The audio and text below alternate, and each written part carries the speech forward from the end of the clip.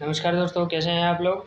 और दोस्तों, आज हम आपके लिए लेके आए हैं एक ऐसा जजमेंट जो प्रतियोगी परीक्षाओं की तैयारी करने वाले सभी उम्मीदवारों के लिए, सभी व्यक्तियों के लिए एक बहुत ही महत्वपूर्ण डिसीजन है। और दोस्तों, ये डिसीजन है Punjab and Haryana high court का।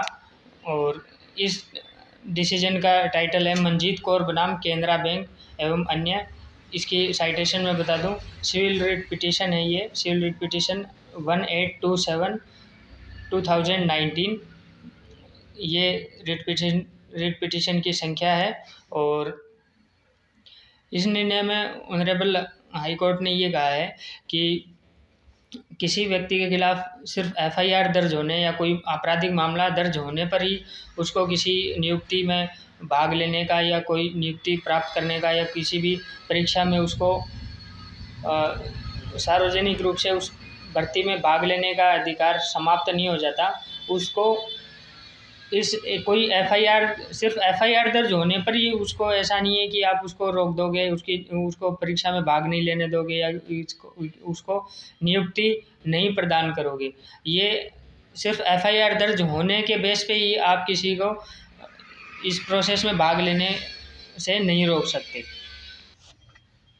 क्योंकि एफआईआर सिर्फ किसी घटना की रिपोर्ट है। उसमें कुछ सूचनाएं हो भी सकती हैं और उसमें कुछ सूचनाएं शामिल नहीं भी हो सकती। उसमें मतलब ये है कि ये एफआईआर जो होती है वो सिर्फ किसी घटना के बारे में रिपोर्ट करती है। उसमें हो सकता है कुछ अपराध हो सकता है उसमें शामिल हों भी, और कुछ अपराध उसमें शामिल नहीं भी हो सकते। तो इस सिर्फ एक एफआईआर के बेस पे आप किसी को किसी प्रतियोगी परीक्षा में उसको भाग लेने से नहीं रोक सकते, और उसको जो नियुक्ति देना है वो नहीं रोक सकते जब तक एक आदमी सिर्फ एफआईआर दर्ज होने के बेस पे ही वो उसका कैंडिडेचर जो है वो अपास्त नहीं हो जाता, वो उसको अधिकार है।